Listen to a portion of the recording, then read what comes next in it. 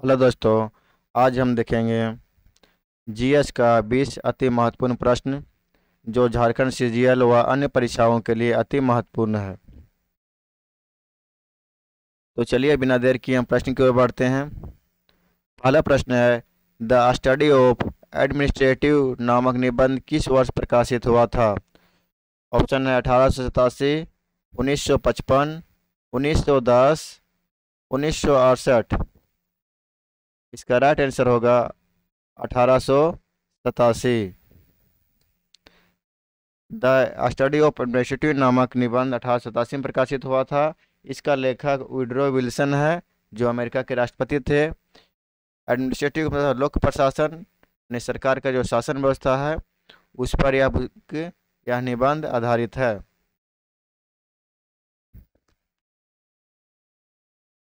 किस विद्वान ने लोक प्रशासन का अध्ययन प्रशासनिक विधि के परिप्रेक्ष्य में किया है? तो कौन सा विद्वान है जो लोक प्रशासन का अध्ययन प्रशासनिक विधि के परिप्रेक्ष्य में किया, यानी शासन चलाने के नियम के तौर पर उसका अध्ययन किया है? ऑप्शन है Herbert Simon, Paul Meyer, Lyndall Urwick, Craig J Goodnow. तो इसका राइट आंसर होगा हर्बर्ट साइमन। हर्बर्ट साइमन है इसका अध्ययन किए थे, यानी शासन चलाने के परिप्रेक्ष्य में को ध्यान में शासन चलाने के ध्यान में रखते हुए इसका अध्ययन पहली बार ये किए थे हर्बर्ट साइमन। दक्षिण अफ्रीका में गांधी जी स्थापना नहीं किए थे। और दक्षिण अफ्रीका में गांधी जी स्थापना क्या नहीं किए थे? ऑप्शन है इंडियन ओपिनियन नामक समाचार पत्र, नेटाल इंडियन कांग्रेस, फिनिक्स आश्रम, इंडियन लीग। तो गांधी जी इंडियन ओपिनियन नामक समाचार पत्र की स्थापना किए थे, नेटाल इंडियन कांग्रेस का भी स्थापना किए थे, फिनिक्स आश्रम का स्थापना किए थे। तो ये दक्षिण अफ्रीका में गांधी जी ये तीनों स्थापना किए थे। स्थापना क्या नहीं किए थे? तो वह इंडियन लीग। राइट आंसर होगा इंडियन लीग। गांधी जी पहली बार जेल गए। गांधी जी पहली बार जेल कब गए? दक्षिण अफ्रीका में रोलेट एक्ट के दौरान, चंपारण सत्याग्रह के दौरान, असहयोग आंदोलन के दौरान। तो गांधी जी पहली बार जेल गए थे दक्षिण अफ्रीका में। दक्षिण अफ्रीका में पहली बार 1908 ईस्वी में जेल गए थे। वह विदेशी लेखक कौन था जिसने गांधी जी को बहुत प्रभावित किया और जिसके साथ उनका लंबा पत्र व्यवहार चला? थोरेयू, टोल्स्टॉय, बर्ट्रैंड रसेल, रस्किन। तो वह विदेशी टोल्स्टॉय था। टोल्स्टॉय टोल्स्टॉय थे। ये रूसी साहित्यकार थे। इनसे बहुत प्रभावित हुए और इनके साथ लंबा संवाद चला था इनका। गंगई कोट चोल राजा शासक की उपाधि था। गंगई कोट चोल राजा था उसका क्या उपाधि लिया था गंगई कोट चोल ने? गंगई कोट चोल यानी किसका उपाधि है? जो गंगई कोट चोल एक उपाधि है, वो कौन सा राजा लिया था? ऑप्शन है राजेंद्र प्रथम, राजराजा, राजेंद्र द्वितीय, कोई नहीं। ये चोल वंश साउथ भारत का एक वंश था। उसमें एक राजा है गंगई कोट का उपाधि लिया था, तो वह राजा था राजेंद्र प्रथम। राइट आंसर होगा राजेंद्र प्रथम। नेक्स्ट, बृहत कथा कोश किसकी रचना है? हरिसेन की, अतुल की, बिल्हन की, अमोगर्स की। राइट आंसर होगा हरिसेन की। बृहत कथा जो है वह हरिसेन की रचना है। निम्नलिखित में से कौन राजपूत राजपूत कुल अग्निकुंड परंपरा से संबंधित नहीं है? यानी कौन सा जो राजपूत कुल है वह अग्निकुंड परंपरा से संबंधित नहीं है? ऑप्शन है चंद्रवंशी, परमार, चौहान, सोलंकी।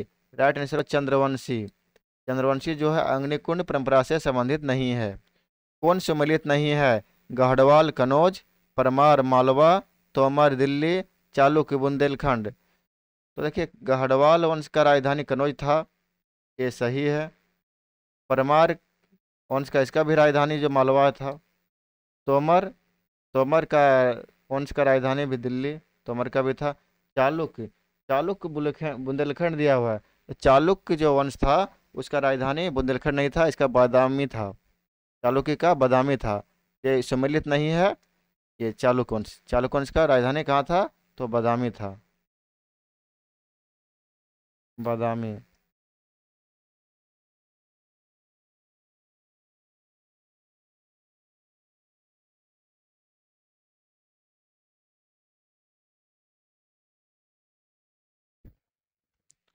मोहम्मद गौरी ने भारत पर अंतिम बार आक्रमण कब किया था?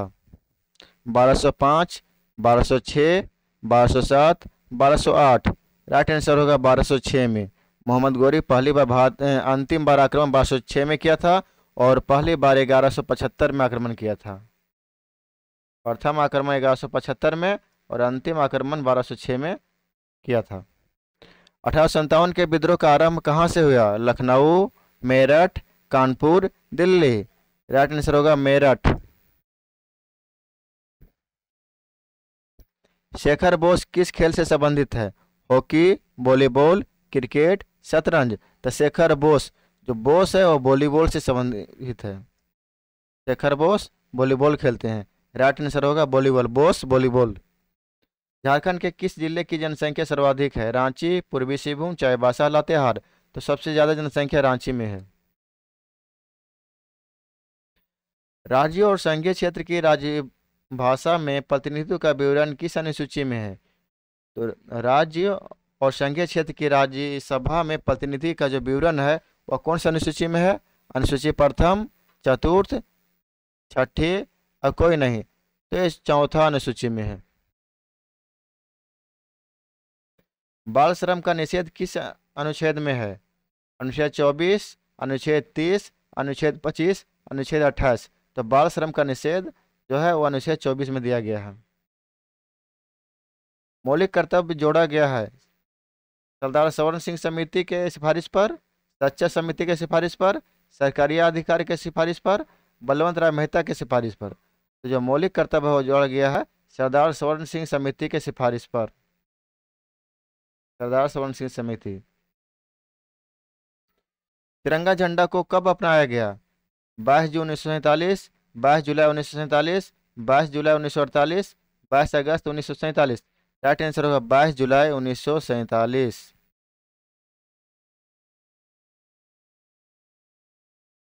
कोयला खदानों में काम करने वाले कर्मचारियों को निम्नलिखित में से कौन सा रोग होता है? Asbestosis, byssinosis, pneumoconiosis. कोई नहीं। जो कोयला खदान में ज़्यादा काम करता है उस कर्मचारी को न्यूमोकोनियोसिस रोग हो जाता है। राइट आंसर होगा न्यूमोकोनियोसिस। निमोनिया से शरीर का कौन सा अंग प्रभावित होता है? आँख, हृदय, फेफड़ा, पूरा शरीर। तो निमोनिया जिसका होता है उस व्यक्ति का फेफड़ा प्रभावित हो जाता है। कौन सा रोग विषाणु जनित नहीं है? विषाणु से नहीं होता। हैजा, एड्स, चेचक, रेबीज। तो एड्स विषाणु से होता है, चेचक भी विषाणु से होता है, रेबीज विषाणु से होता है। इसका राइट आंसर होगा हैजा। जो हैजा है वह विषाणु से नहीं होता है, ये बैक्टीरिया जीवाणु से होता है। राइट आंसर होगा हैजा। हैजा जीवाणु से होता है। थैंक यू दोस्तों, आज के लिए इतना ही। इस तरह का वीडियो देखने के लिए हमारे चैनल को लाइक और सब्सक्राइब करें। Thank you.